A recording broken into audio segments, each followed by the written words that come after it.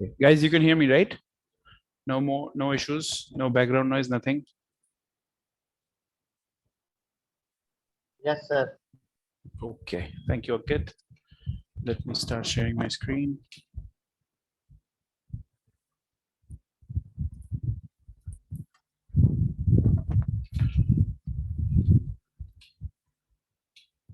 Okay. All right. So today, again, this is going to be a theoretical session.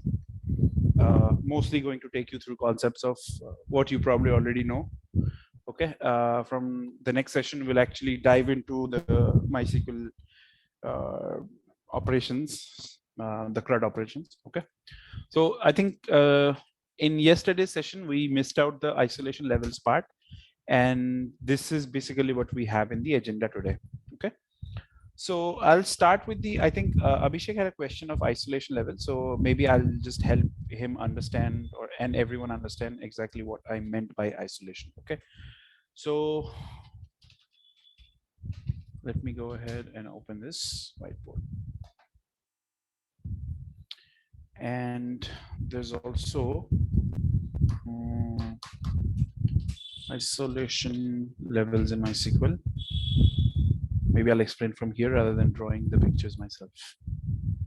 Okay, so basically what we saw as the definition of isolation yesterday was it is the ability to allow two multiple transactions to happen without one interfering with the other one. Okay, so and it's not just multiple transactions, it's actually transactions happening in parallel. So before we talk about you know, transaction or isolation level, let's understand what exactly transaction is. Okay, so suppose you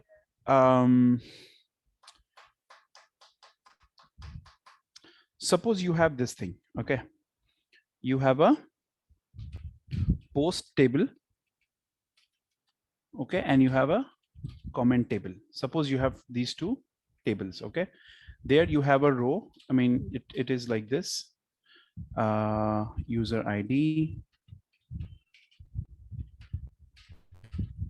content. Okay, and then you have your ID here, U1,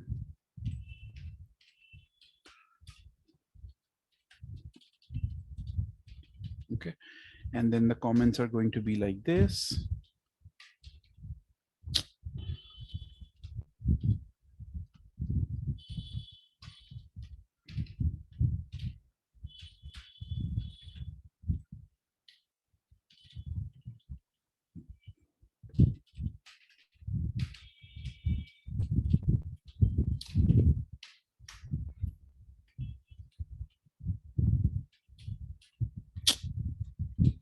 So this happens to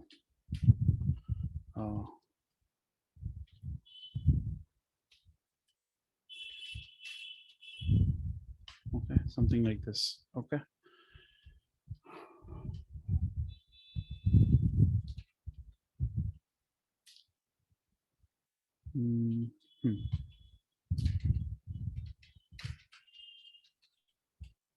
okay.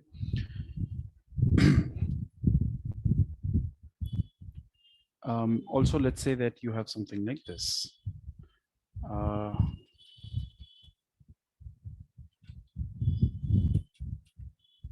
Let's say sometime 22.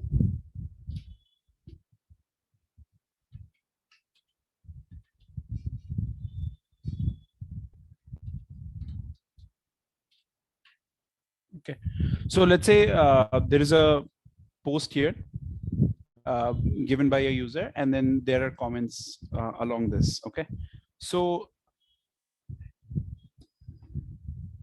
yeah, also let's say you can post text comment, and you can also okay, how do I explain this to you? This would be content, and let's just say that you have a media. Okay, I'll tell you what exactly it is.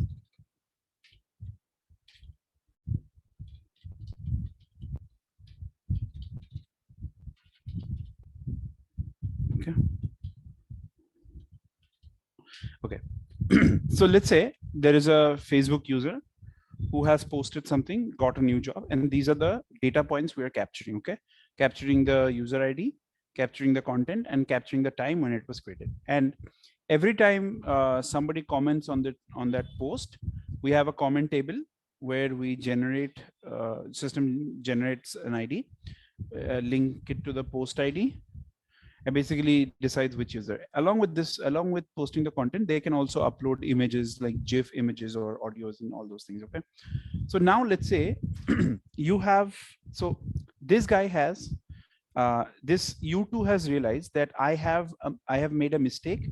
I have to basically change this how are you to congratulations. Okay,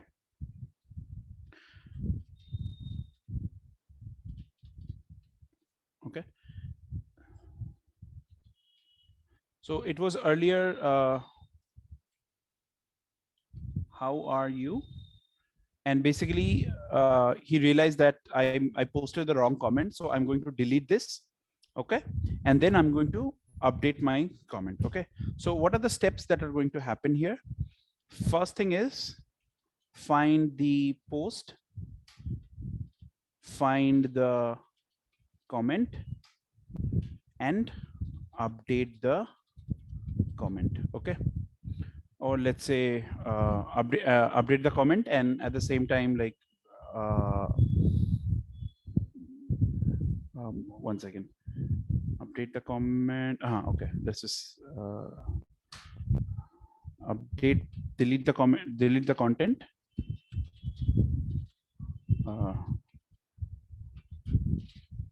delete the content, and update the comment.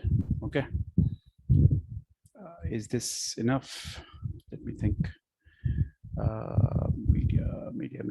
Media.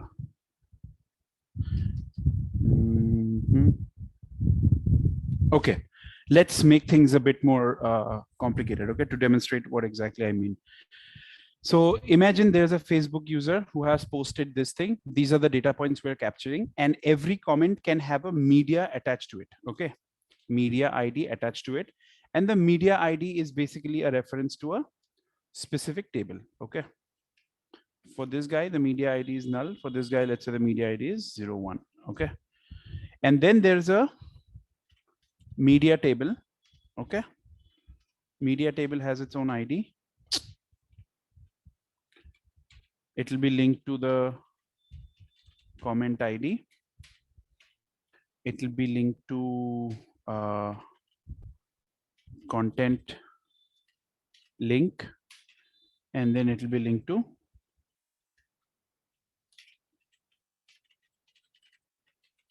okay. Don't worry about all these things at this moment. Basically, let's just say that somebody has created a Facebook post and people are commenting on that Facebook post, and they can all, along with their comments, they can also attach an image or attach an audio or something like that. Okay, so let's say the first guy decided to post this how are you and attach a media with it. So let's say he said something like how are you, and then he actually gave an image of, let's say, thumbs up. Okay, like how we have that thumbs up wala thing, he basically gave this. Okay, so this is how we are storing it in the database. We are storing the content of the comment, and then if there is any media attached to it, then we do it like this. Okay, so what we do is at the time of insertion is we will create this comment part here, and then we will insert a data into this. We'll say the comment ID is 01. Okay, and the content link is, let's say, www.google.com, and then sample GIF. Okay, and then this would be images GIF. Okay, so somebody has given, let's say, a GIF attached to it. Okay, I hope this, what I'm trying to do here is clear to everyone. Now let's say this guy realizes that I have uploaded the wrong content. Okay, I was not supposed to write how are you, and neither was I supposed to give this GIF. So I will change it. I will change it and I will put something else. Okay, so let's say the Facebook has an API which allows you to modify your comment, right? And in that comment modification, you can see like when you click on Facebook edit button on any comment, it allows you to delete the image and then delete the text, all those things. Okay, what basically happens behind the scene is it happens in a series of steps. Okay, so probably what will happen is the first step will find the post, then the second step will find the comment, then you want to update the content, so it will basically update the content, and then you will basically go ahead and delete the media. Okay, that's what you want, because you said that I'm going to write congratulations but not give an image to it. You want to delete that GIF. Okay, so user case 1, user u2 updates his comment from how are you to congratulations, and deletes the attached GIF. Okay, this is what he does. So what will happen is it will come here and it will basically find the post, find the comment, update the content, delete the media. Okay, these 4 things are going to happen. Now, what is a transaction? A transaction is basically a set of operations in database, right? So you have the beginning of transaction, let's say starting here. Okay, all of these 4 operations would be considered, I mean, all of these 4 steps would complete, then your transaction would end. Okay, transaction beginning, TXB, and transaction E, transaction end. Okay, so this set of steps, okay, these are all individual operations. This would probably be translated to a select query. Okay, and then select query with where clause. Okay, this too will be the same thing. Okay, this will be an updated query, update with where clause, and this would be a delete query with where clause. Okay, so these are the 4 MySQL operations, MySQL or SQL operations that will happen one by one.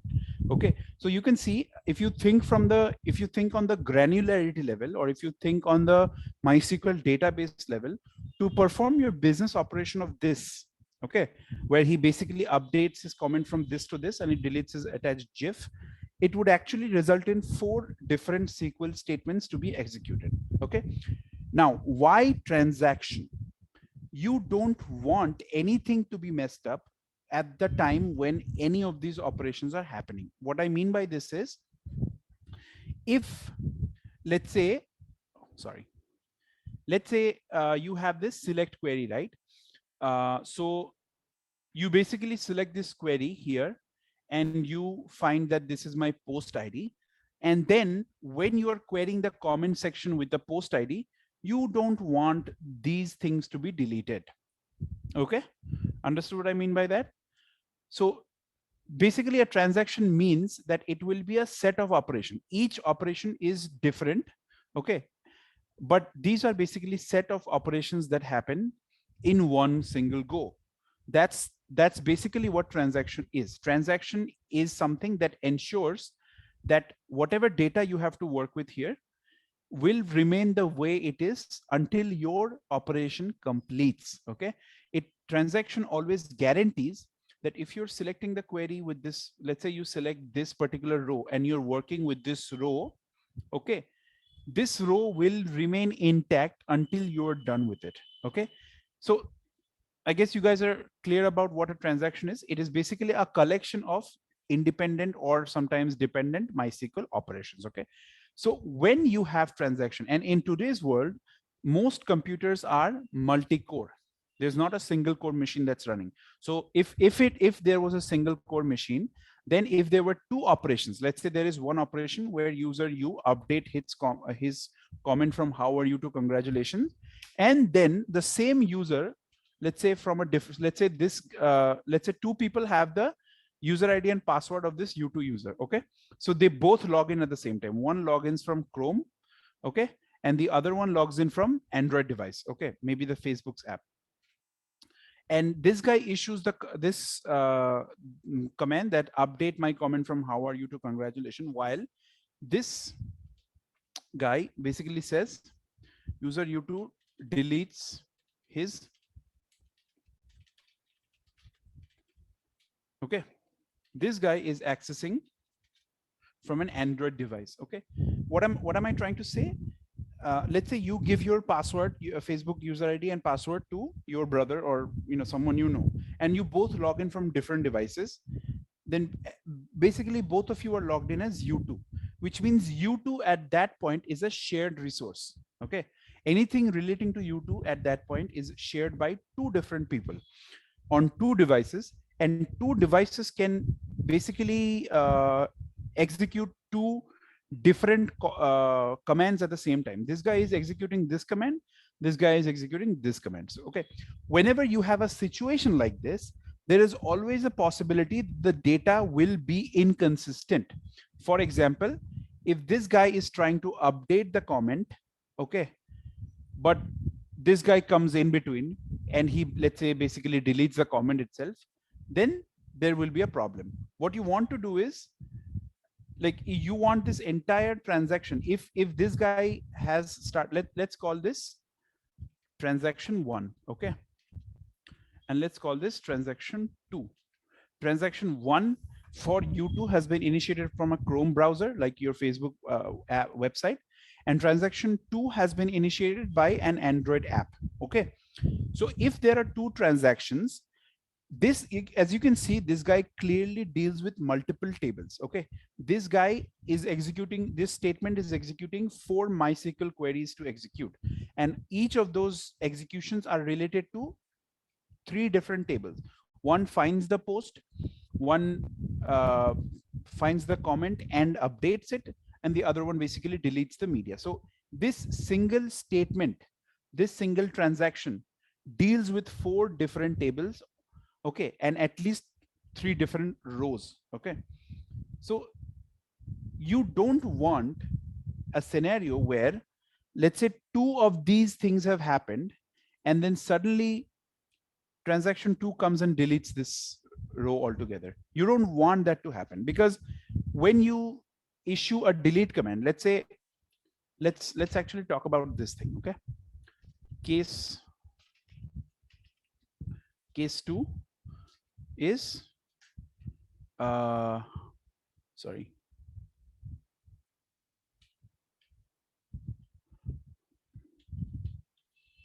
case 2 is user 2 deletes his comment. So what will happen in this delete comment is txb for beginning, find the post, okay, find the comment, find the related media information. Okay, so that's 3 select queries, or you could just go with one delete query, whatever, however way you like. But basically it will delete all of these things. So it will delete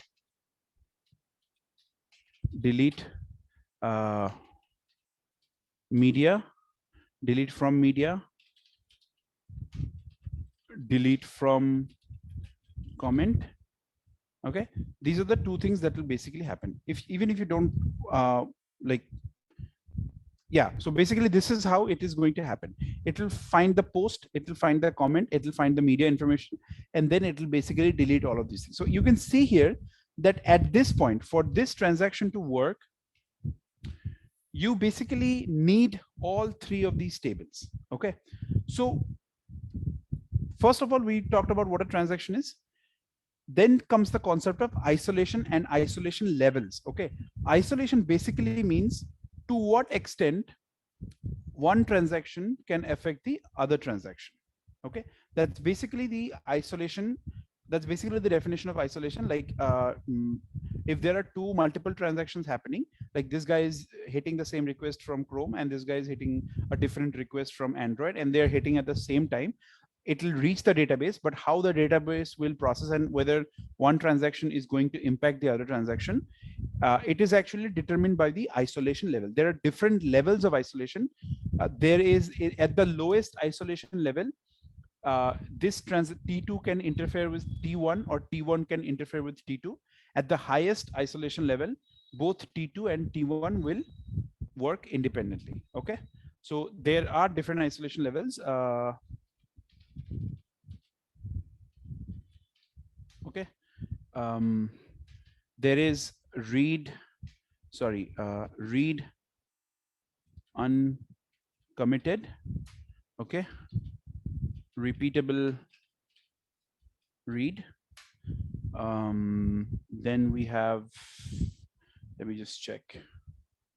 Read uncommitted, repeatable read committed. Acha. Read committed, repeatable read, and then we have serialization. Okay, these are the 4 levels of isolation.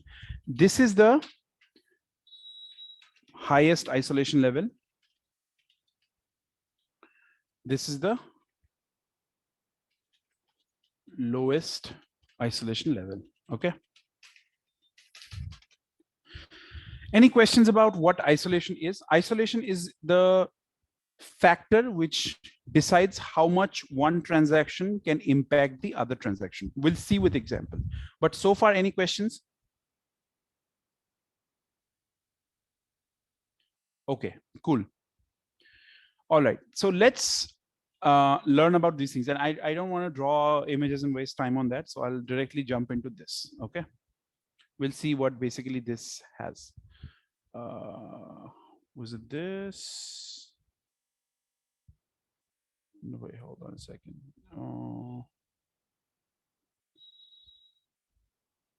Yes, okay. All right, so let's talk about the case of read uncommitted. Okay, so before we go into the concept of read uncommitted, let us learn about what dirty read is. Okay, so what exactly is a dirty read? Look at this image here. Okay, you have 2 threads, thread 1 and thread 2, or you can call them transactions. Okay, transaction 1 and transaction 2. Okay, there are 2 transactions that are trying to basically there's a var 50, which is a single resource, and these 2 transactions are working on their single resource, similar to what we have done here. There is a single resource called u2 whose comment we are trying to either delete or modify. Okay, so what happens is thread 1 basically comes and the initial value is 50. It selects the var. It is going to set the var to 100. It basically updates the var to this thing. Okay, 200. Okay, so this is a transaction, as in it has a select first, then it has an update command. Okay, then there's a transaction 2 which is just going to read this var. All right, so what happens here is this is the initial state, and I told you, like SQL databases are strongly consistent in the sense, if your transaction succeeds, that means if all these steps in the operation succeeds, you will get the new state. Otherwise, you will get the previous state. Okay, so here the previous state was 50. If it's updated it successfully, the state would have been 100. But instead, what happened was something failed. Let's say a network call failed, or the next step in the operation failed. So they decided to roll back. To maintain the consistency, they decided to roll back. Okay. Let's say, I mean, you can see from this image here that everything worked fine here. And then at this step, this is the timeline. So let's say this is on the T8th minute. At this point, the the operation failed. Okay, but before the operation failed, there was another transaction which actually issued a read command, which is a select var. Okay, then what happened was the value that it read was 100, because by this time the value was already updated. Okay, and this guy read the value as 100, and it went back carrying the value 100. But because there was an incident with this, there was a problem with this. Rollback, what the rollback caused was the rollback reverted to the previous state, which was 50. So now if you come to the database, you will see the value as 50, but this guy, this transaction has read the value 100. This phenomenon or this incident is known as dirty read. Why is it dirty read? Because what you read is not what you see back here. Okay, if this thread 2 comes back again to read the value of var, it will read 50 instead of 100, which means this value is lost. It read a value which simply doesn't exist in the database. This sort of phenomenon is called dirty reads. Okay, and basically read uncommitted. This is the isolation level, which says that there is pretty much no isolation whatsoever. It says there isn't much isolation present between the transactions at all. No locks, nothing. So basically, when this transaction updates it, this transaction can easily come and read data from it here. Okay, this is what read uncommitted is. It's the lowest level of isolation. Okay, any questions on this? Does anyone want me to explain again? Cool.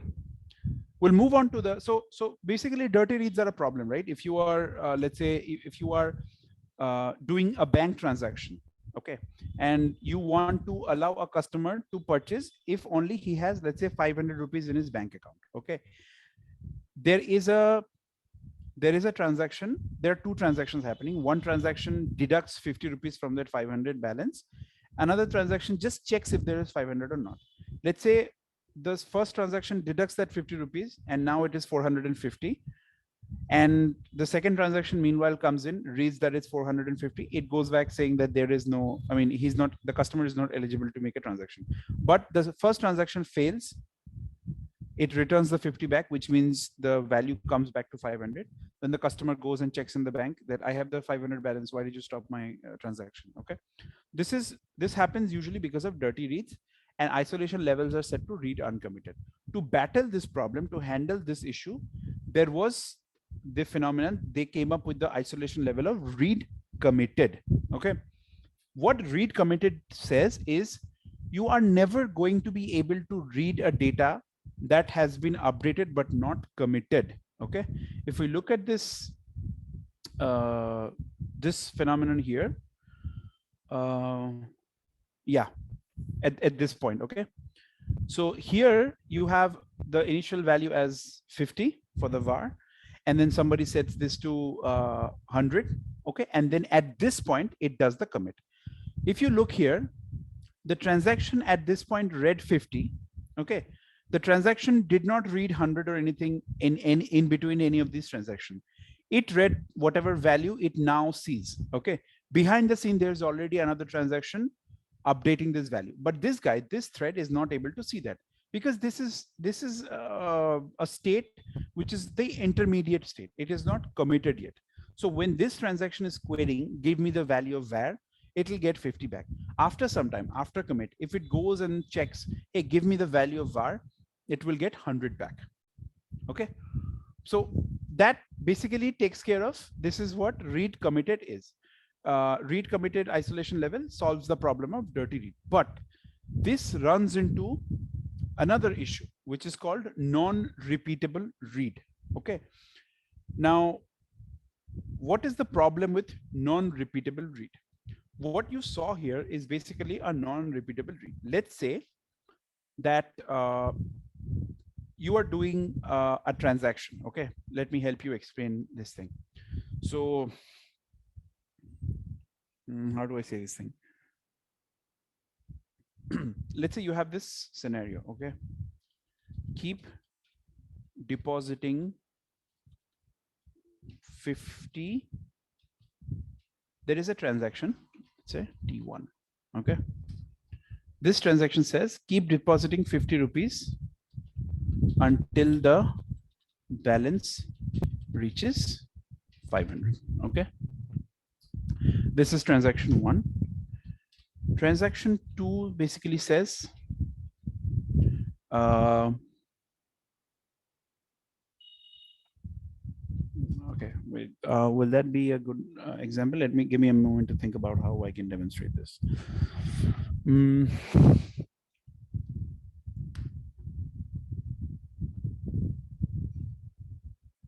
Yeah. Okay. This looks fine. Okay. So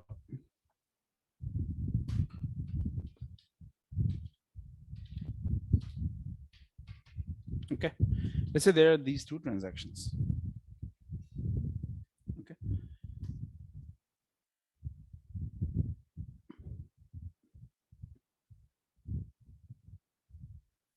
Or how do I? Let me think of this. What kind of example would be suitable for explaining this non-repeatable read? Let me give you a real life scenario.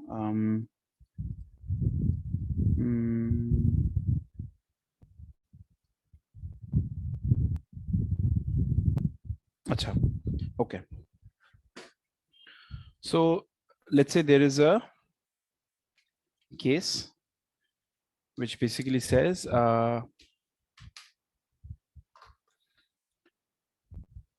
check the employee balance, or let's say you are a Swiggy user. Okay, Swiggy says that check the wallet balance,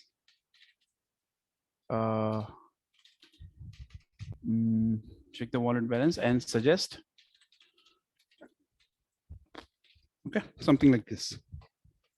Check your wallet balance and suggest some coupons. This is what Swiggy would do to your account. Okay, you would see different coupons based on this. This is a case one. And basically what essentially happens here is, let's say this actually happens in two steps. Okay, there are two types of coupons. I'm just giving a use case here. Coupon type 1, coupon type 2. Okay, eligibility for showing this type of coupon, it basically is a coupon of 50 to 100 rupees. Okay, this is a coupon of, let's say 200 to 300. Okay, something like this. So Swiggy says that check the wallet balance and suggest some coupons. Okay, if his if his okay, what is the eligibility for this? It's eligibility is if his wallet has, let's say 200, and if this wallet has something like 500. Okay, yeah, so basically if the wallet has 200 rupees in it, show 50, and if the wallet has 500 in it, show this type of thing. If the wallet has more than 500, so basically if the wallet has 500, show both coupon type 1 and coupon type 2, because this is also the eligibility for this, right? So now suppose let me make the problem statement clear for you. I know it's a bit confusing here. Let's say Swiggy has come up saying that I'm going to show coupons to all the I want a customer to buy more from me. So I'm going to suggest some coupons or provide some coupons to that particular customer based on the amount of money he has in his wallet. Okay, so Swiggy says if his wallet balance is 500 rupees, then suggest him some coupons that can help him redeem 200 or 300. Okay, and also 50 and 100. Okay, however, if his wallet is just 200, suggest him only coupons that give him 50 to 100 rupees relief. Okay, this problem statement is clear. So what happens now is, this is a transaction 1. Okay, yeah, Abhishek. Yes.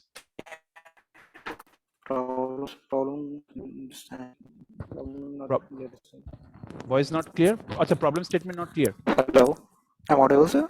You're audible. Problem statement not clear. Yes, sir. Yeah. I understand, because I just made it up on the go. But imagine this. Okay, Swiggy wants to show coupons to its customers. Okay, there are two types of coupons. All right, coupon 1, coupon 2. Okay, coupon 1 gives you an offer of 50 rupees to 100 rupees. Okay, if you apply this coupon, you'll get 50 to 100 rupees cash back. Okay, eligibility for this.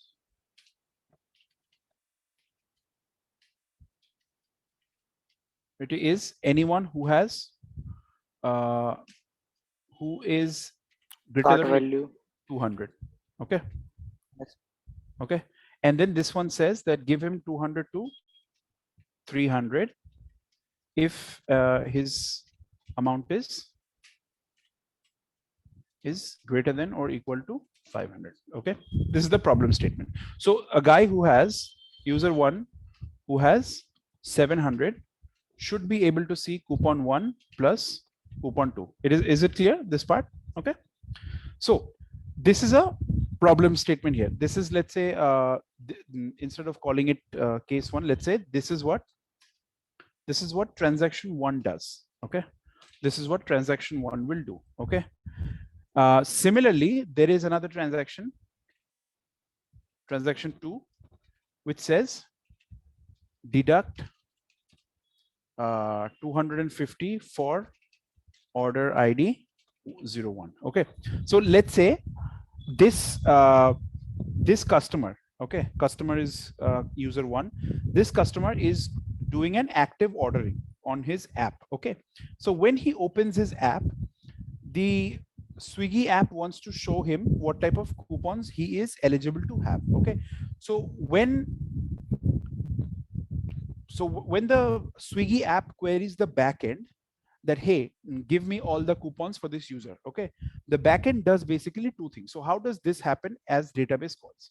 It will happen like this. It will say select, let's say something like show, sorry, transaction beginning. Okay, it will say show coupons if wallet balance is 200 or more. This will be a statement, and then it will be show coupons if wallet balance is 500 or more. Okay, something like this.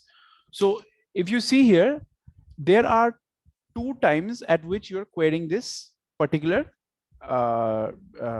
availability of the balance. Okay, so you are obviously going to be like select balance from wallet where user ID is, let's say, U1. Okay, this is the query you will be doing. Okay, similarly, you'll be doing the same thing again. All right, let's see what happens in non-repeatable read scenario. Okay, so in this case, this is part of a transaction, right? Let's just talk about this transaction first. Okay, so you want to suggest him 2 types of coupons. So the first time you queried this thing, let's say your system, your backend is designed in such a way that it will fetch the coupons for 200 first, which means it will basically select the query for this, the balance, whether it's 200 or not, and then it will select whether it's 500 or not. Okay, so you say select balance from wallet where user ID is 1. This will return, let's say 700, or let's say 500 for now. Let's say he has exactly 500 in his account. This is going to return 500, and it's just a read. Okay, it's just a read, which means there is no modification being done at this point. It is just a read, no modification is there, so there is no data being committed. It's just reading at this point. The data it read is 500. Okay, meanwhile, this transaction comes in and says deduct 250 from his order, or let's just say not 250, okay, let's say deduct 450 from, so for order ID, this thing. Okay, so what this will do is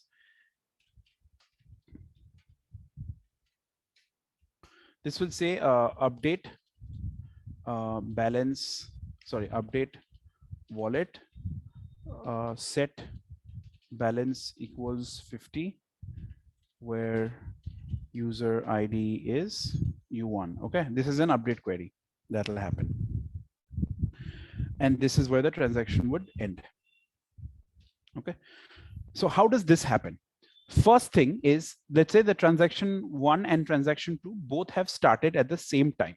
Okay, transaction 1, it basically selected the balance from the wallet. It wasn't done with its operation, but it just read the value. This is just reading the value. When it read, the value is 500. So it went ahead and it showed all the coupons for that are eligible for balance over 500 or equal to 500. Okay, coupon 2, all the coupons of coupon 2 type are shown.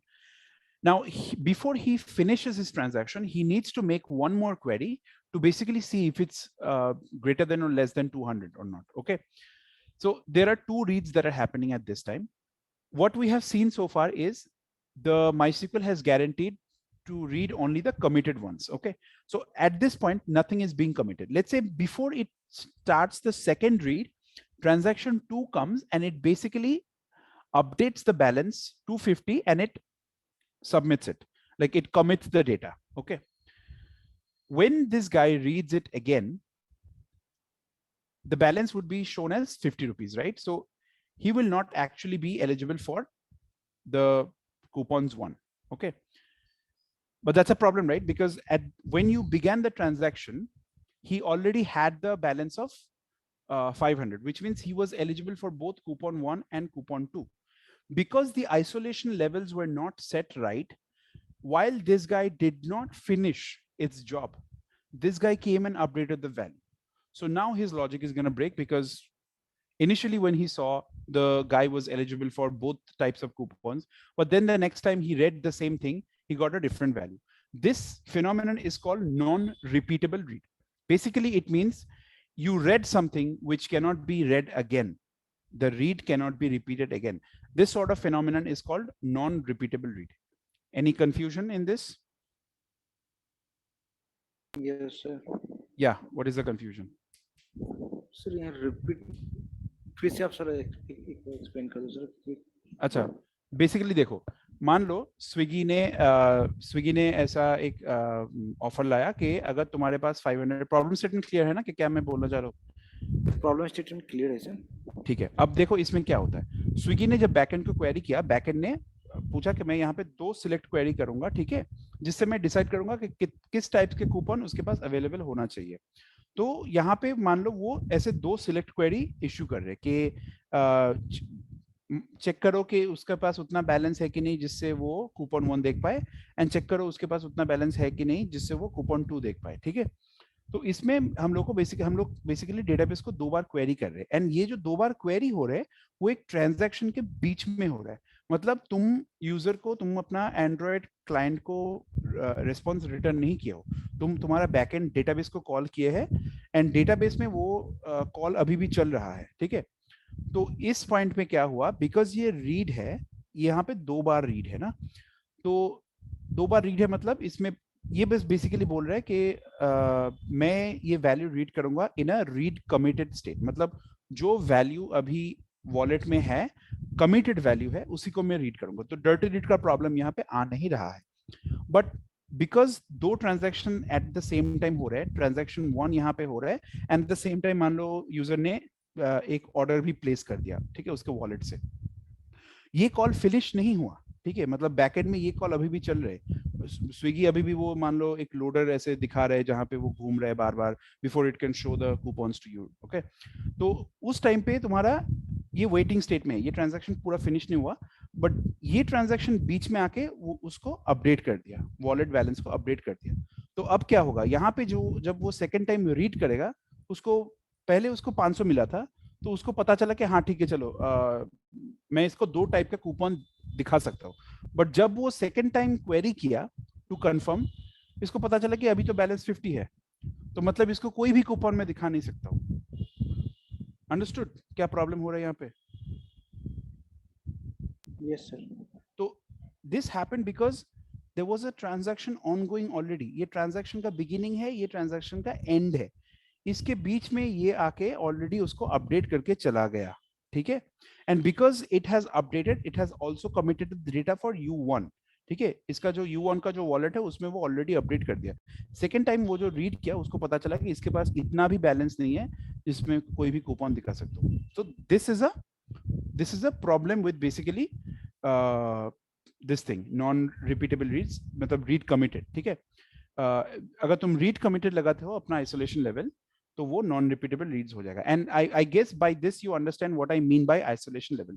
Different isolation level dictate करेगा कि एक transaction दूसरे transaction को कितना हद तक affect कर सकता है, ठीक है। जो मतलब ये जो था रीड अनकमिटेड उसमें बहुत ज्यादा मतलब हद तक अफेक्ट कर सकता है। रीड कमिटेड में वो बस कमिटेड डेटा ही रीड करेगा, but it can still affect this transaction, ठीक है। अगर कोई अपडेट होता है यहाँ पे तो it can still affect this transaction, ongoing transaction, ठीक है। So to solve this thing, basically they came up with the flag called repeatable read. Repeatable read basically says that if you read some value, you will always read the exact same value. Okay, so it here says in repeatable read isolation, the phenomenon of non-repeatable read is avoided. Okay, which means that if you read the value as 500 until your transaction is done, until it reaches this transaction endpoint, if you query this value again, you will always get 500 back. Okay, this guy won't come and update the data. This is what repeatable read does. And MySQL by default is repeatable read, by the way, unless you specify something otherwise. This is the safest option at this point, like if you're just reading or something, but this too has some issues. Okay, let's see. The phenomenon of non-repeatable read is avoided. It is the default isolation in MySQL. This isolation level returns the same result throughout the transaction execution for the same selects run any number of times. मतलब अगर तुम्हारे transaction के बीच में if you're running this select query 500 times, it will always give you the same result, so that your computation remains the same, okay, during the progression of the transaction. This was the transaction started here and the transactions ended here. Between this thing, the progression, this guy came and updated the data. We eliminated this possibility by using this this isolation level called repeatable read. Okay, in repeatable read you will always get the same data again and again if you read within the same thing. Like if you issue another select statement here, it will give you the same 500. If you select another if you issue another select statement, it will still give you the 500. Okay, that's basically what repeatable read is. Okay, but this has a problem. There is a problem of phantom reads. Okay, although this isolation level solves the non-repeatable read, another possible problem occurs, which is the phantom read. Okay, what exactly is a phantom read at this point? If you see here, there is a thread 1 and thread 2. Okay, so let's say you have a customers database. You want to find out how many customers you have at this point in your database. Okay, so you did a count on the customers and the count gave you basically 1. This actually is the transaction itself, as in your transaction begins here and your transaction ends here. Okay, then there is a transaction which basically inserts data in your document. This phantom reads often happen when someone inserts data into your database. Okay, so somebody queried the customer database at, let's say, T1 time. Okay, they got the data as N. Okay, meanwhile there is one more guy who basically inserted another element. Now what does repeatable read say? Repeatable read says that if some variables value, for example, if the value of this is 100 and you read it again and again, this value would be 100 itself. If you are reading a particular row in repeatable read format, the value will always be the same. But if you are doing some sort of grouping operation or count operation, if you're trying to find out the number of rows present there, this sort of operation, if you're doing, then repeatable read does not guarantee phantom read. The phantom read basically is when you do a count here, you see this as 9. When you do the same count again, you will get n+1 because somebody has already inserted this data. So if you were to verify these two data points, if it obviously would not match, okay, because this has n, then you go read again, this has n+1. If somebody inserts the data again, you will get n+2, all in the middle of the same transaction. which means in this repeatable read mode also, the isolation, the two threads are not completely isolated, as in this thread can still affect the transaction of this thread. Okay, so this sort of phenomenon or incident is called phantom reads, especially when there are new insertions and you're doing a basically count operation. So what do I mean by this? So if you go back to our post here, post example here, let's say you try to find out how many comments a particular post has. Okay, and you want to do some operation based on that, but you're going to basically read the comments table. You're going to count the comment table twice. Okay, and let's say if it has reached 100, you're going to show something. If it has reached beyond that, then you'll show something else. So when you read, you get 2, but the next time you come here, you figure out that there is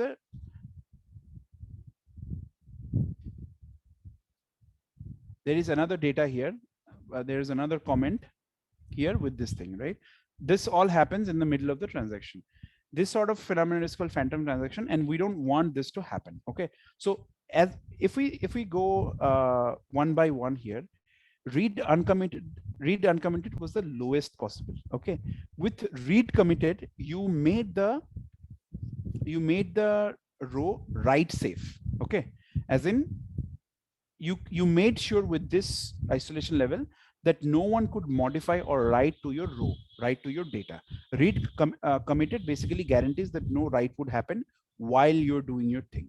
Okay, repeatable read though, basically this actually guaranteed that even if somebody was writing something, you would only get the committed writes. Okay, but the problem with this was that committed writes could change the value. Okay, so in order for you to avoid that change in the value, you basically went with repeatable read. Repeatable read would always make sure that if you're reading a particular row, the value remains the same no matter how many times you query the row within a transaction. As long as the transaction is going, if you read this again and again, you'll get the same thing. But if you do a grouping operation on this thing, newly inserted rows are also going to come as part of repeatable read. Okay, that is called phantom read. So to basically combat all of these things, to take care of all sorts of issues, they came up with the concept of serializable. Okay, serializable is the true isolation level that MySQL or any SQL database offers. Serializable will always make sure that your one transaction is completely separated from other transaction. So if you have two transactions, if this guy inserts and this guy does a count here, this insertion will not be visible by this guy. Okay, serializable will make sure that this transaction is completely isolated from this. So if you are reading the value as n1 here, even if he has inserted another row here, if you read again, you will get the same n again. Serializable is the highest level of isolation. It is also one of the reasons why databases perform very slow.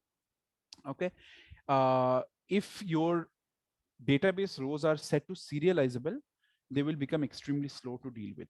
Okay, because in serializable, all the operations happen sequentially. Okay, one after the other. You see here that they're happening parallelly, right? But in real life, what happens is it works something like this.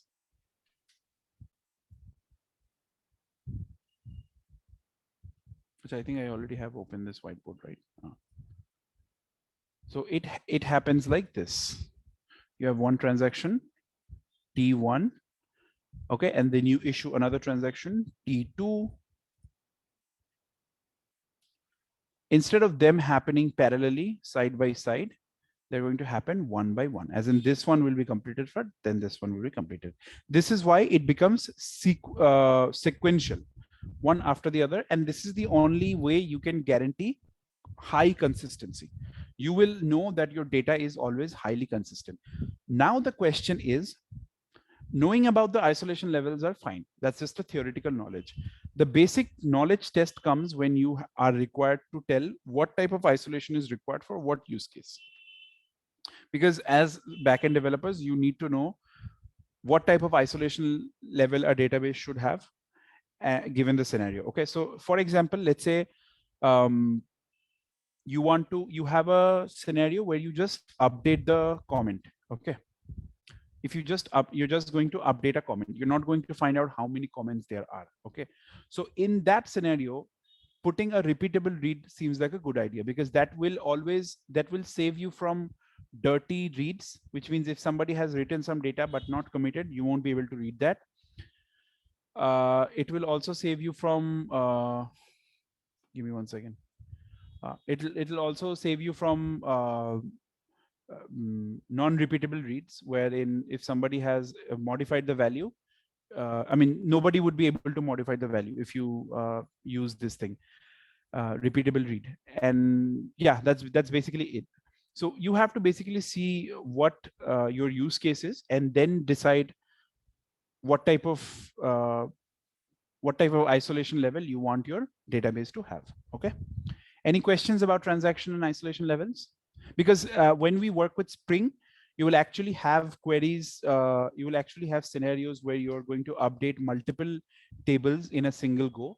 And in that scenario, you need to know exactly what type of isolation level is required, because whatever isolation level you specify is going to basically, what happens behind the scene is, based on the isolation level, the rows or the tables are blocked. Okay. For example, if you are working with if your isolation level is let's say serializable, then the entire table is locked. Okay. Your entire post table here, comment table here, media table here, all of these tables are completely locked. Okay. Which means if there are other transactions that are trying to read from it or modify it, they're going to have to wait, which is why serializable is often the reason why databases perform slow. Okay. If you have non-repeatable read, that is somewhere in between. If you have read uncommitted, okay, sorry, if you have this thing read uncommitted, that is the fastest performing database, because you actually there is like no consistency there whatsoever. You don't lock any database, you don't lock any table, you don't lock any rows. Okay. If you are using repeatable rows, let's say you're going to modify this row, what will happen is it'll lock this row and it'll also lock this row. So these two rows are going to be locked only for you to work on until you are done with this. No other transaction is going to modify this thing. So if you see here, locking the entire table means no other transaction will be able to work. But if you just do a row level locking, like if you just lock this row and this row here, which means other transactions which are trying to access other rows, they are not going to be blocked. Okay. This is how MySQL internally at the database level handles these isolation levels. Okay. And Spring also has a mechanism to explicitly lock a row if you want it. But we'll get to that when we start working with Spring Data JPA. Okay. We'll take a quick 5 minutes break and then we'll come back. Okay.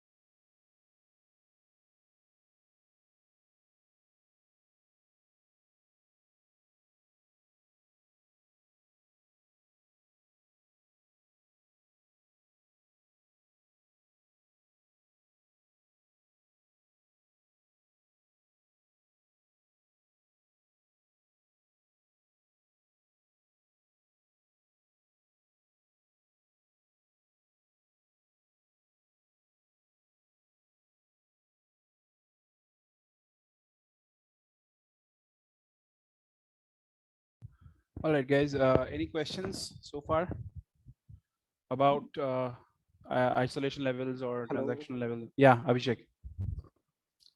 Sir, actually isolation and its level is not clear, sir. Isolation. Sir, Which one in is not? simple way, uh, yes, sir, both, sir. All levels, sir. And yes, sir, in simple word, how to explain isolation? Acha. So basically, see, you know that we live in a multi-core world, right? Which means that each core can, in any given second, each core can entertain one thread. And you know that in today's world, there are many applications that work on multiple threads, right? I mean, in your computer, you can play a song, and at the same time, you can work on your WordPad, and at the same time, you can keep your Android Studio or IntelliJ IDE on, and you can code, right? So these all happens because there are multiple processes. I'm sorry, there are multiple cores, right? The same thing goes on database. If you have a database and the machine inside the, I mean, the machine in which the database is running, it allows multiple transactions to happen. Okay. So now if there are two transactions, you need to understand something. If you have data in your database anywhere, okay, multiple things can happen to that data from multiple sources. Okay. This is what is called as parallelism, which is like more than one action happening in parallel. Okay. So if you have data in your database and you have different transactions or different threads trying to modify or delete or update or read a particular data point, right? You run into the problem of, you know, data being inconsistent. Okay. So at that point you have to decide, like, if there are two transactions happening at the same time, okay, how much one transaction can affect the other transaction. Okay. If there are, imagine like this, if there are two cars running on the same street, on the same road, okay, isolation levels basically define how much the driving of one car is going to affect the other car. Okay.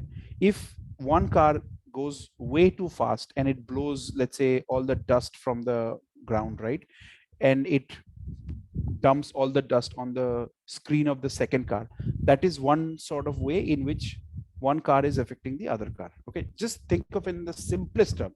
If there are two cars racing through the road, okay, going at the same pace, uh, how much one driving is going to affect the other driving is what isolation levels define. There are different levels of isolation, and these different levels of isolation define how much data can be, like how much interference can happen between two threads. Okay.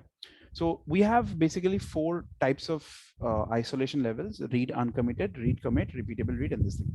You should know, if you have worked on databases, you should know that SQL databases, they have the concept of commit and rollback. Okay.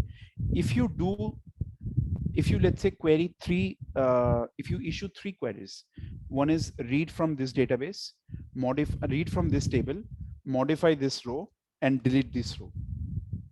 You can issue all three commands at the same time, and unless you do a commit, nothing will get persisted. Okay. Did you understand this? Like, this is a characteristic of a database, of a SQL database.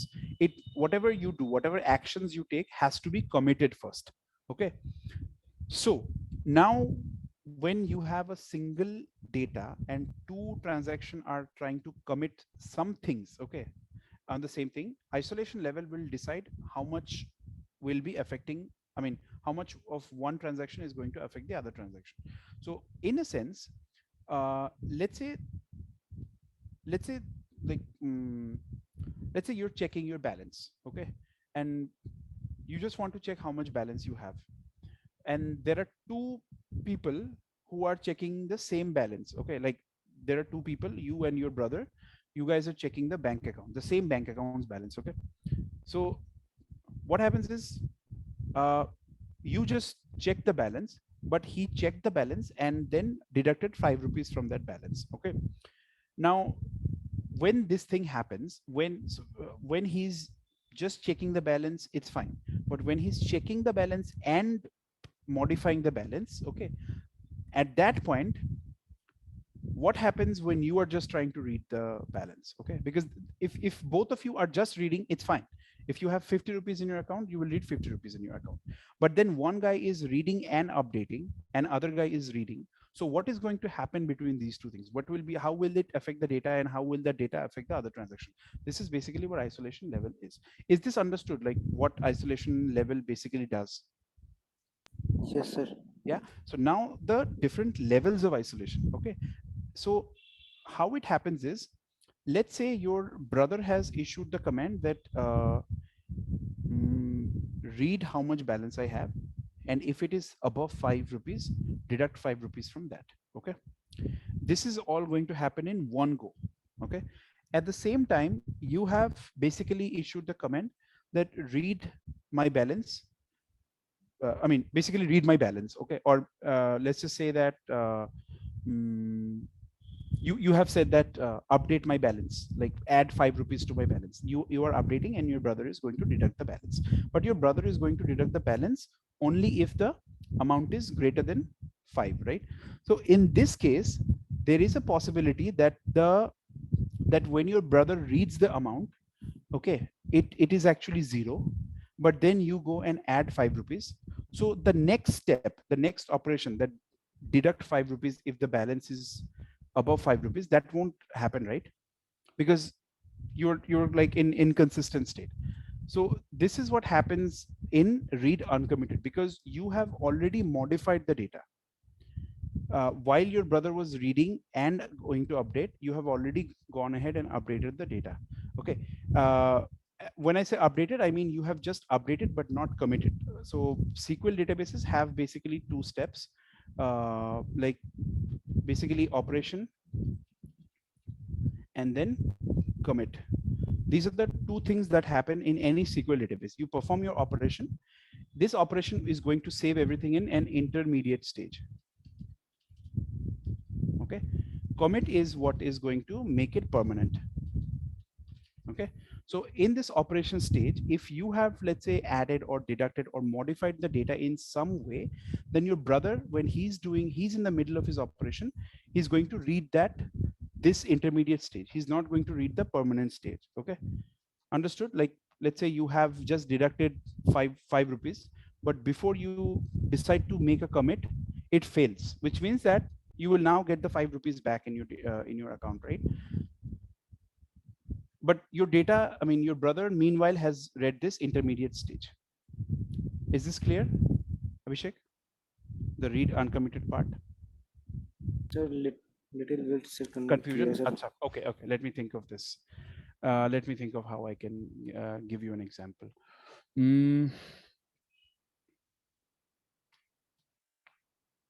Okay.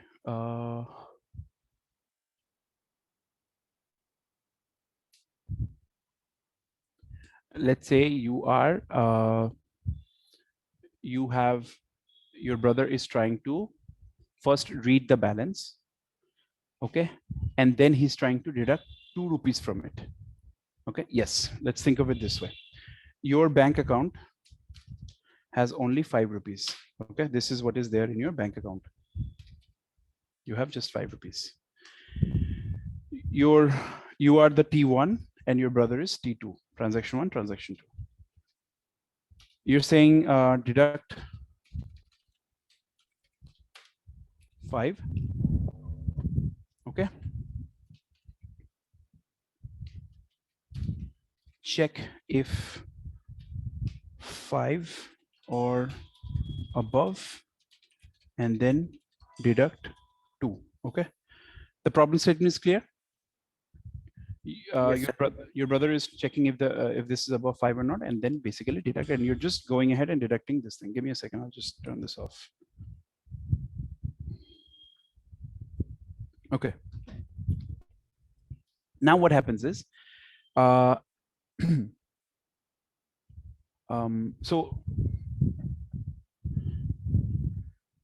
you are, let's say, so there are two steps happening. First is checking, and then you're deducting. When you are, your brother is doing this, and you're just deducting it. Okay. Both of you start at the same time. Okay. When both of you start, the initial value for the bank is 5, right? What happens then is this guy goes and checks if it is above 5 or not, right? And in the while this query returns 5 to your brother goes and says deduct 2 rupees from here. Meanwhile, you have already let's say deducted 5 rupees from this from your balance. So your balance right now is 0. But then you go ahead and decide to acha, let's do it this way. Okay.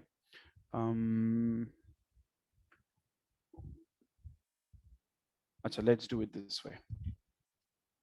Let's say this is what you're doing. Add 5 to wallet to bank. Check if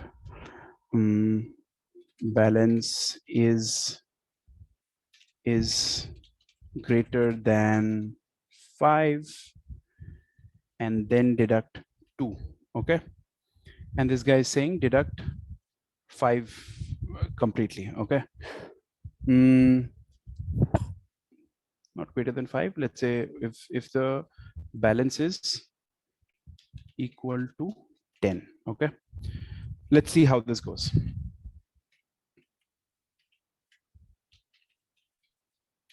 Okay. So your bank has 5 rupees. This guy has initiated the transaction. You have also initiated the transaction. Okay. You add 5 to this bank. Okay. Which means your balance is now equal to 10, right? And then you're basically checking. It's like you have just added the account, and then you're going to check if the balance is equal to 10 or not. Before you do this, before you go to this step, you have already come. I mean, before your brother goes to this step, you have already come and basically removed 5 rupees from there. Okay. So if your bank had 5 rupees first, in the next step, you went ahead and you added 5 rupees. You added 5 rupees there. Then it was 10. Okay. Now you came in and you deducted 5 rupees from here, which means it is back to 5. Okay. But this guy, your brother, has not finished the transaction, right? Your brother still is going to check if the balance is equal to 10 or not, and then deduct 2. So while it added 5 rupees to it, okay, and it knows that the balance will now go to 10 here. When it reads this balance, it basically gets the value of 5. Okay. And then it is not able to proceed to the next step. Meanwhile, what happens is you deduct 5. Okay. But I mean, like, you just issue this thing. Like, let's say if I write in terms of SQL commands, you do this. Okay. Update balance, sorry, update bank set balance to, so you set balance equals 0, where let's say user ID is, let's say U1. Okay. And then you do commit. Meanwhile, this transaction is going to do it like this. Okay. It is going to basically say that update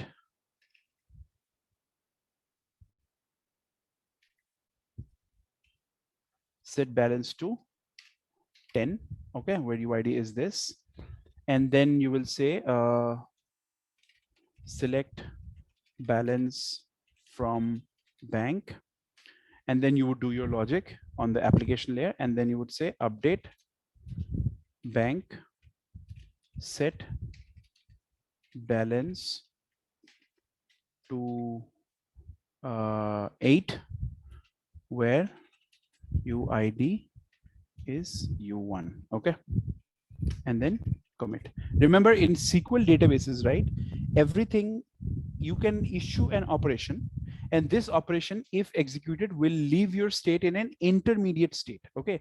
There's a concept of intermediate state or uncommitted stage, and then you issue a commit stage to basically persist it in the database. Like, if I go too deep into this thing, when you're working with MySQL application, the MySQL is running by taking part of a RAM, right? So in that part of the RAM, whatever operation you do here, this update and everything, all of these operations are actually saved on the RAM itself. Then when you issue this commit command, that's when from the RAM the value is actually stored on the actual database, actual hard disk, wherever it is. Okay, this is like at the, that's why they have two separate commands here.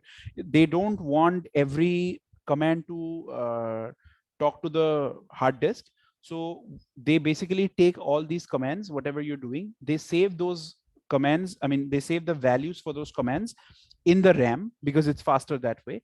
Then when you initialize this commit statement, they basically flush all the value from the RAM to the hard disk. Okay, you understood this part, right, Abhishek, why there are two requirements of this commit? Yes sir. Right, so But what sir, happens यहाँ पे roll back नहीं होगा sir, ये actually ये command जो second यहाँ पे roll back या नहीं second transaction में से इसमें रोल बैक नहीं होगा ना। मैं तुमको बता रहा हूँ रोल बैक कहाँ पे आता है। रोल बैक तभी आएगा जब तुमको वहां पे कहीं पे कोई प्रॉब्लम होगा, ठीक है। जैसे कि मान लो यहाँ पे ये आया, ये आके बैलेंस 0 में बैठा दिया, ठीक है। अब ये जो कमांड जब एग्जीक्यूट हुआ उससे पहले मान लो ये कमांड एग्जीक्यूट हुआ, ठीक है। ये कमांड एग्जीक्यूट हुआ तो अभी बैंक का बैलेंस है 10, बिकॉज बैंक तुम्हारा शेयर्ड रिसोर्स है, वो T1 एंड T2 में शेयर हो रहे हैं, तो अभी बैंक का बैलेंस 10 है। ये जब आया इसने रीड किया कि हाँ बैंक का बैलेंस 10 है, तो अभी मैं यहाँ से सॉरी इसने दोनों ने एक्चुअली सेम टाइम में रीड किया। इसने भी 5 रीड किया, T1 ने भी 5 रीड किया, T2 ने भी 5 रीड किया, ठीक है। T2 ने जाके यहाँ पे 10 बैठाया, इसने यहाँ से 5 डिडक्ट कर दिया, ठीक है। विच मीन्स तुम्हारा अभी कितना हुआ, तुम्हारा एक्चुअल बैलेंस हो गया 5, बिकॉज 10 था पहले, उसके बाद 5 हुआ। तो ये ऑलरेडी ट्रांजैक्शन अपना स्टार्ट कर दिया था। नेक्स्ट स्टेटमेंट में क्या हुआ, ये पूछा कि कितना बैलेंस है बताओ। बैलेंस पता चला कि तुम्हारा ये नहीं है, मतलब बैलेंस तुम्हारा 10 नहीं है, तो ये सारे पार्ट एग्जीक्यूट होगा ही नहीं, ठीक है। ये तुम्हारा रोल बैक नहीं होगा बिकॉज यहाँ पे तुम्हारा तुम यहाँ पे कुछ फेलियर नहीं हो रहा है, तो ये रोल बैक होगा नहीं यहाँ पे, ठीक है। तुम मैन्युअली उस चीज को, मतलब यू वोंट अब दिस जब तुम ये कमिट डालते हो ना, तभी वो जाके तुम्हारा एक्चुअल हार्ड डिस्क में परसिस्ट होता है, ठीक है। तुम यहाँ पे रोल बैक करने का कोई सीन है ही नहीं। रोल बैक तभी होगा जब तुम्हारा कमिट करने का टाइम पे या कहीं पे कुछ प्रॉब्लम होगा, तो रोल बैक क्या करेगा, roll back will basically reverted from the hard disk itself, ठीक है। तो इस पॉइंट पे क्या हुआ, अब मान लो तुम यहाँ पे बैंक का बैलेंस अपडेट किए हो, बट कुछ गड़बड़ हो गया, यहाँ पे कमिट हो नहीं पाया, उस टाइम पे क्या होगा, वो चेंज कर देगा, ठीक है। यहाँ पे और यहाँ पे दोनों चीज डिफरेंट है। यहाँ पे तुम्हारा एक्चुअल सिस्टम फेलियर हो रहा है, ठीक है। यहाँ पे तुम्हारा एक्चुअल सिस्टम फेलियर हो रहा है, यहाँ पे तुम्हारा लॉजिक फेल हो रहा है, दोनों डिफरेंट चीज है, ठीक है। यहाँ पे तुम्हारा ये वाला स्टेटमेंट तभी अप्लाई होगा जब तुम्हारा, इसको just think of it like if, यहाँ पे एक इफ केस है, ठीक है। ऐसा है तुम्हारा, इसको ऐसे सोचो, ठीक है। तो इसका एक यहाँ पे एक लॉजिक है, ये वाला लॉजिक अगर एग्जीक्यूट हुआ, अगर ट्रू हुआ तभी ये एग्जीक्यूट होगा, अदरवाइज ये एग्जीक्यूट नहीं। लॉजिक पार्ट में सर ये रोल बैक नहीं होगा? नहीं, लॉजिक पार्ट में रोल बैक नहीं होगा। रोल बैक कॉन्सेप्ट आता है जब तुम्हारा कोई फेलियर होता है, ओके सर, ठीक है। तो जब यहाँ पे तुम्हारा सिस्टम फेलियर हुआ, कुछ क्रैश हुआ, तो ये कमिट पार्ट में नहीं जाएगा, ठीक है ना, वो सीधा रोल बैक कर देगा वहां पे। मान लो कमिट करने के टाइम पे उसको पता चला कि नेटवर्क में फेलियर हुआ, या फिर टाइम आउट हो गया, या फिर डेटाबेस क्रैश कर गया, ऐसा कुछ, तो क्या होगा, वो रोल बैक कर देगा, ठीक है। रोल बैक करने में मतलब क्या होगा, जो 5 रुपीज इसने डिडक्ट किया था, वो 5 रुपीज तुम्हारा वापस चला गया अपने हार्ड डिस्क, मतलब अपने अकाउंट में, ठीक है। बट यहाँ पे क्या हुआ, ये बंदा जब डिपॉजिट किया था, ये यहाँ पे 10 हुआ था, बट जब उसने सिलेक्ट किया, उसको कितना मिला, उसको 5 मिला, ठीक है। ये जो फिनोमिनन है, ये जो इसको यहाँ पे 5 डालने के बाद भी उसको बस 5 ही दिखा, ठीक है। इसका मतलब ये है कि somewhere in between the data has changed, somewhere in between what it read and what it expected are two different things. इसको बोलते हैं रीड अनकमिटेड, बिकॉज अल्टीमेटली अगर तुम देखोगे जब यहाँ पे रोल बैक होगा ना, वो बैलेंस वापस फिर से 5 हो जाएगा, ठीक है। बट इसके लिए एटलीस्ट एट दैट पॉइंट वो चीज नहीं होगा, because it red a dirty value, ठीक है। इसको बोलते हैं डर्टी रीड। इस चीज को ना होने के लिए यहाँ पे रीड कमिटेड आया, ठीक है। Read uncommitted is the by default, मतलब read uncommitted is the lowest one जो कि डिफॉल्ट रहता है। उसके बाद तुम्हारा रीड अनकमिटेड आया। रीड कमिटेड में क्या हो रहा है कि तुम यहाँ पे इधर गया, हाँ, जब तक तुम्हारा यहाँ पे ये कमिट नहीं होगा तब तक तुम्हारा डेटा सेम रहेगा, मतलब यहाँ पे 5 हो, 0 हो, -5 हो, इसको कुछ फर्क नहीं पड़ता है। इसने अगर यहाँ पे 10 rupees add, 5 rupees 5 rupees set किया, तो जब वो रीड करेगा इसको 10 ही दिखेगा, ठीक है। This is what read committed guarantees. इतना समझ में आया रीड कमिटेड क्या करता है? Yes, sir. ठीक है, Not read committed is okay. clear. अब आ रहा है कि रिपीटेबल रीड। रिपीटेबल रीड क्या चीज है? अब मान लो ये रीड कमिटेड क्या गारंटी कर रहा है? रीड कमिटेड गारंटी कर रहा है कि तुमको वही डेटा दिखेगा जो कमिट होने के बाद आता है, ठीक है। अब इसका मतलब ये हुआ कि अगर तुम दोनों सेम बैंक में, मतलब सेम अकाउंट के ऊपर तुम लोग दोनों ट्रांजैक्शन चला रहे हो, तो जैसे ही कमिट होगा वो ही डेटा तुम देख पाओगे, ठीक है, विच इज फाइन। बट अब मान लो कि तुम यहाँ पे, I think I guess we can deal with the same problem here. Like तुम यहाँ पे चेक कर रहे हो, instead of this thing here, मान लो तुम ऐसे यहाँ पे चेक कर रहे हो, check if balance is equal to 10, ठीक है, then do something and then again check if balance, मान लो यहाँ पे more than one read है, ठीक है, more than one select statement है, यहाँ पे इसके बीच में तुम कुछ और कर रहे हो, मान लो you were reading some other database or something, ठीक है। अब क्या हुआ कि first thing is check your balance, ठीक है, तुम यहाँ पे अपडेट का सीन ही नहीं आ रहा है, तुम यहाँ पे चेक किए बैलेंस है 10, ठीक है, तो बिकॉज बैलेंस इज 10 तुम कुछ और करने चले गए, ठीक है, यहाँ पे मान लो एक इफ एल्स केस है, तो तुम ये इफ वाला पार्ट में आ गए, ठीक है। उसके बीच में क्या हुआ, यहाँ पे कोई आके उसको जीरो बना के चला गया, ठीक है।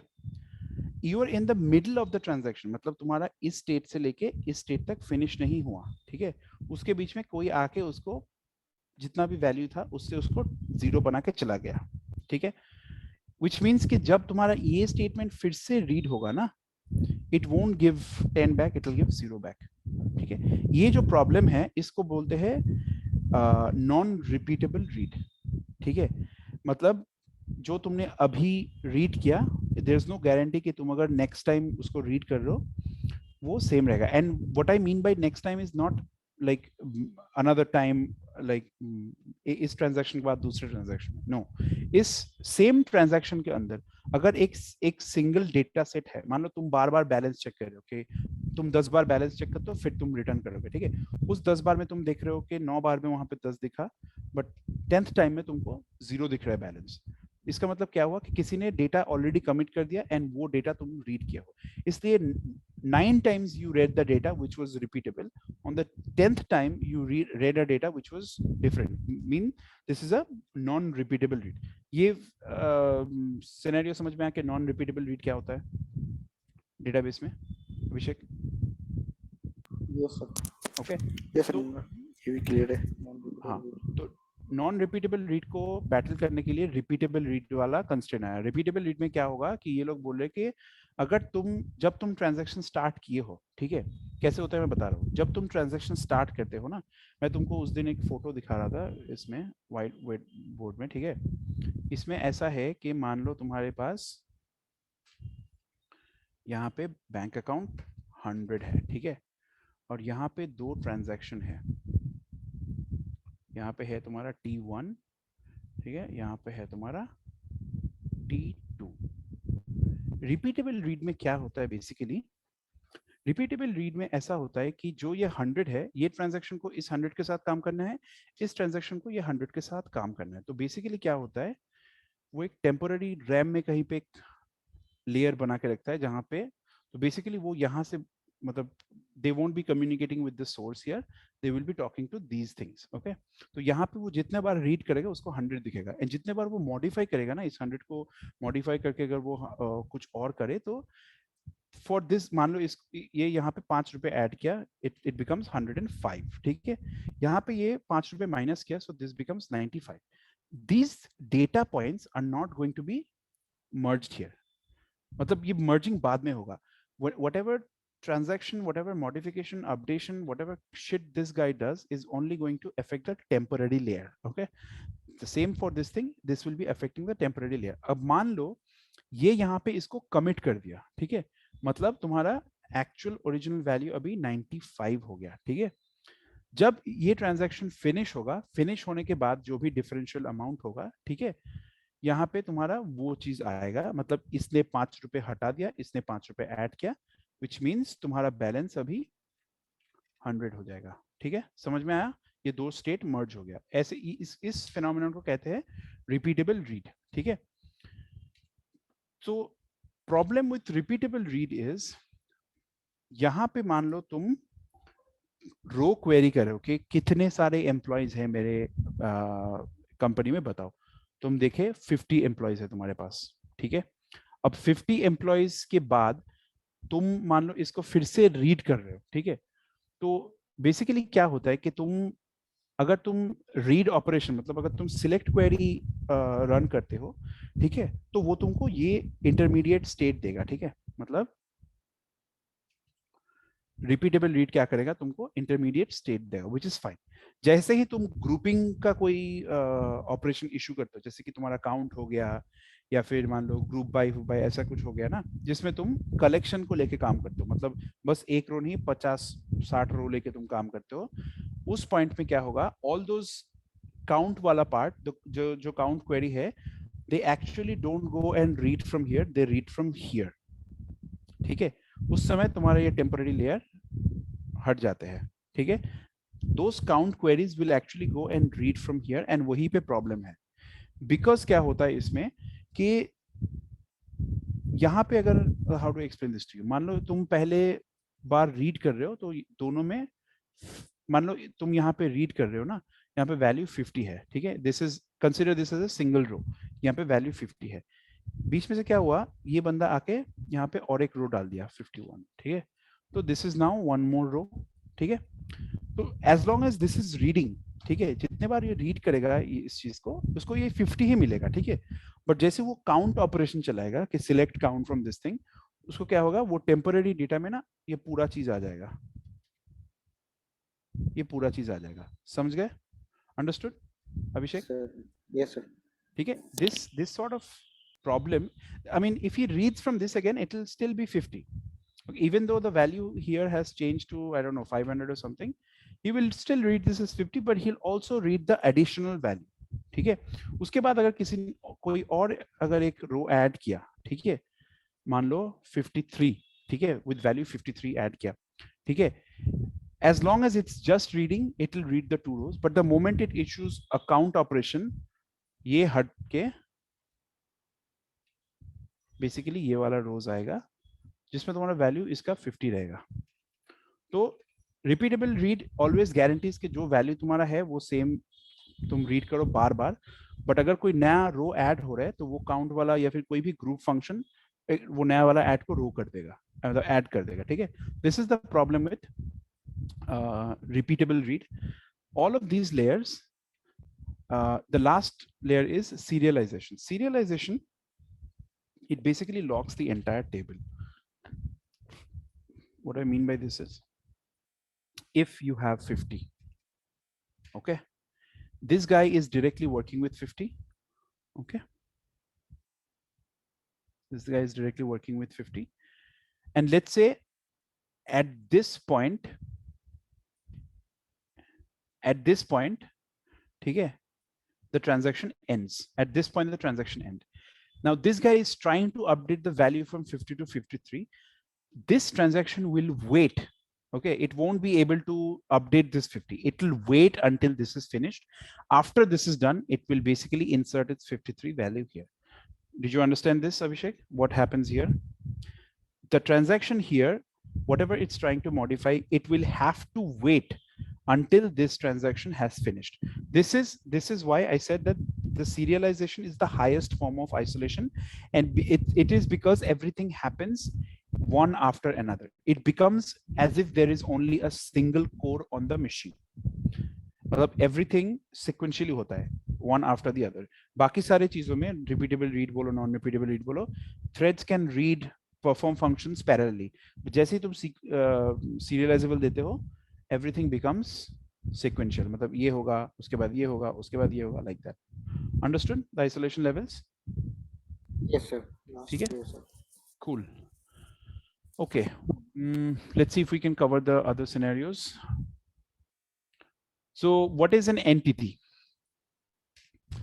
Anything that you write in a MySQL is called an entity. Okay, I'll just go through the pictures here. Entity diagram. Okay, I guess you have seen this thing, but I'll have to do this as part of this course. So what is this thing? Let me see. Let's read something. Entity relationship diagram. Let's take something very simple. Okay. Was this simple? Is this simple? Nah. Let's take this one for example. Or how about this one? Let's see what this one says. Okay. Open image, new tab. Okay. So what is this? This is kind of like a shopping cart. You have author, you have publisher, you have customer, you have shopping basket, book, warehouse, book, and book. I feel like this will complicate things. Let me pick a student, teacher, entity relationship diagram. Array, yaar.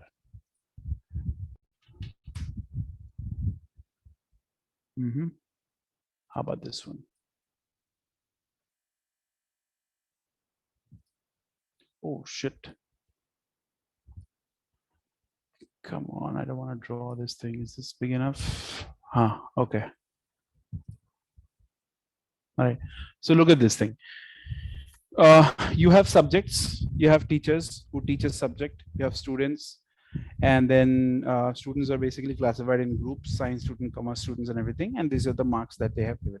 Simple college ka entity diagram. Okay, what are entities? These things are entities. Okay, entities are basically representation of the actual objects in the real world. Like student is an actual object, so how you represent a student in your database is known as entity. So for a student, we have student ID here, first name here, last name here, group ID here. Okay, so you can tell that this student is of science group. Okay, so there will be a group here. Okay, and that group will have an ID, and you will insert this student data here. This student will be as an independent entity. This group will be an independent entity. Similarly, subject will be an independent entity. Teacher will be an independent entity. Marks will be independent entity. But these are all entities. These all basically represent the actual data. Like if some student has received 50 marks in maths or something, this would be an entity over here. Okay, you can see student ID, subject, date, and mark. Okay, this is how we write entities. For example, if I say that John is an engineer who is a 32-year-old male. Okay, this is how you would basically capture it. You would write something like person. Okay, person would be your table. You would have an ID, which is the system generated. You would have a name. You would have profession. You would have gender.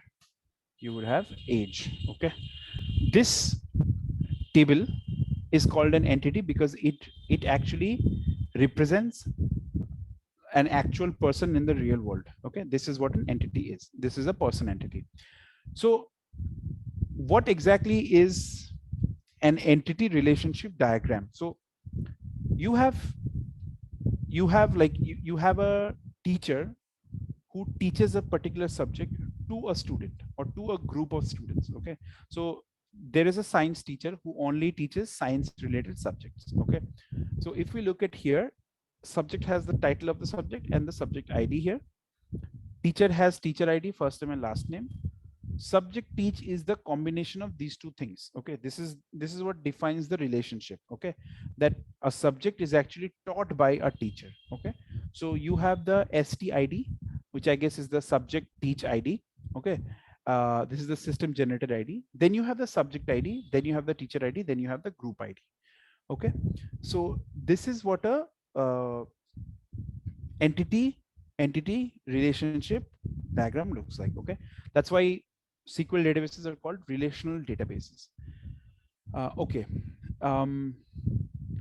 talking about the primary key versus foreign key versus unique key. Okay, what exactly are these things in an ER diagram, entity relationship diagram? So primary key actually is the single key which helps identify a particular row from a table. Okay, If that confuses you, let me go ahead and this primary key definition.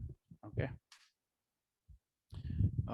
Wait, it's a primary key definition here. Okay.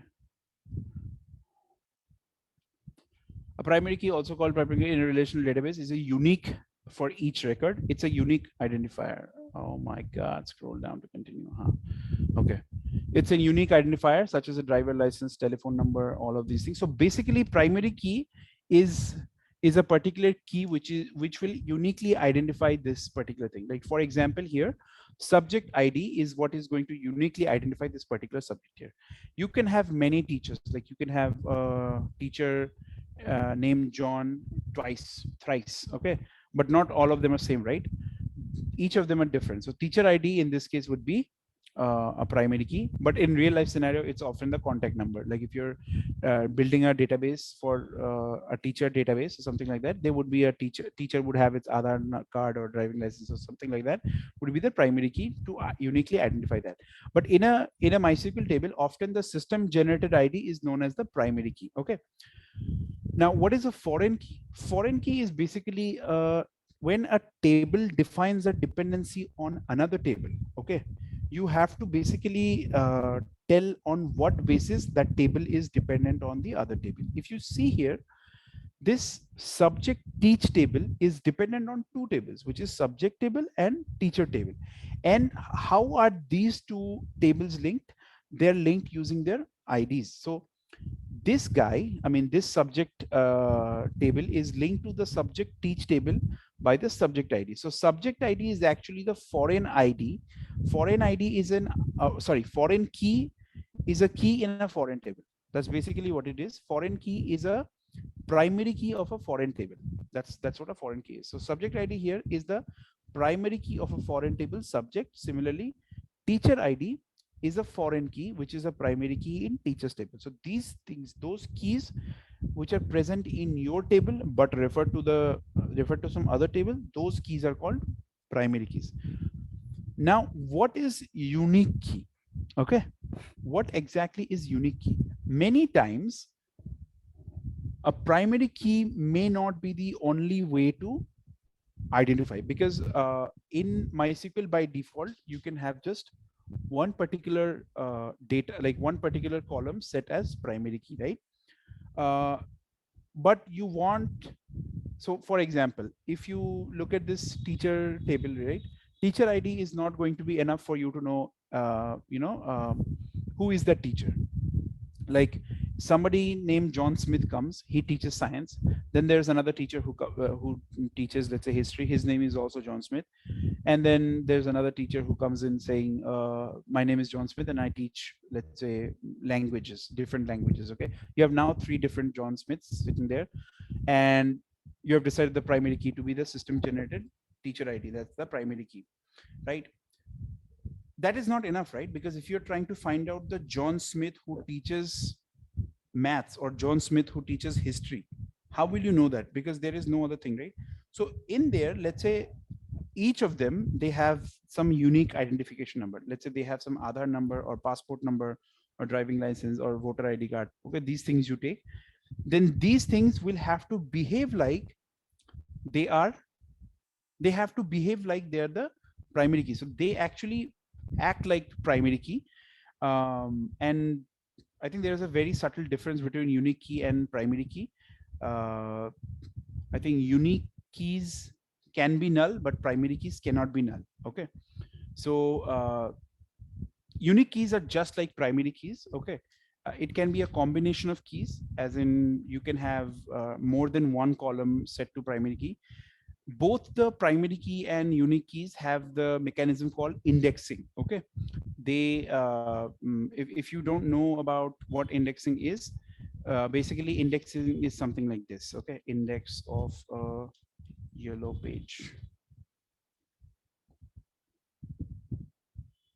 This is basically what an indexing means. Like if you want to see all the restaurants, okay, or if you look at this thing, you want to find out all the information for about this particular thing. So that is going to be in page number 41. So from page number 41 to next page, there would be information about this particular thing. So this is called indexing.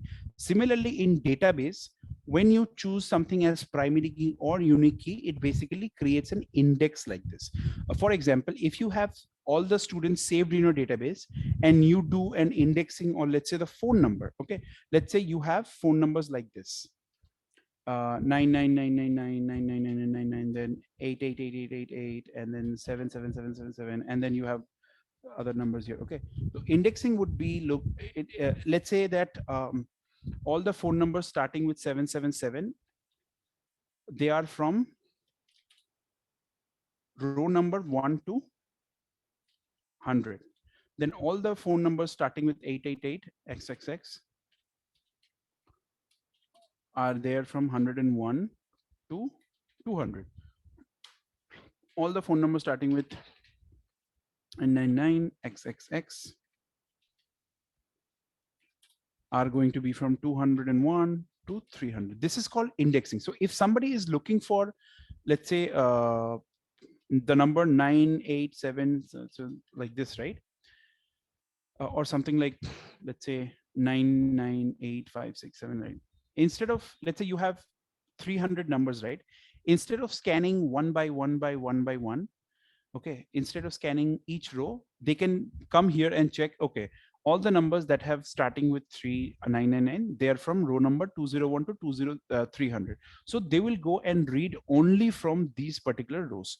They'll only read from 201 and 300. They won't start from reading 100 to 200.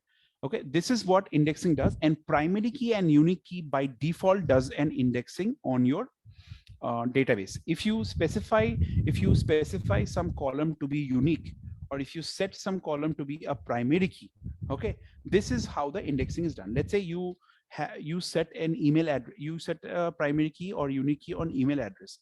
It'll be like this. All the email address that start with A, okay, will be from row number this to this. Okay, then all the email address that start from B will be from row number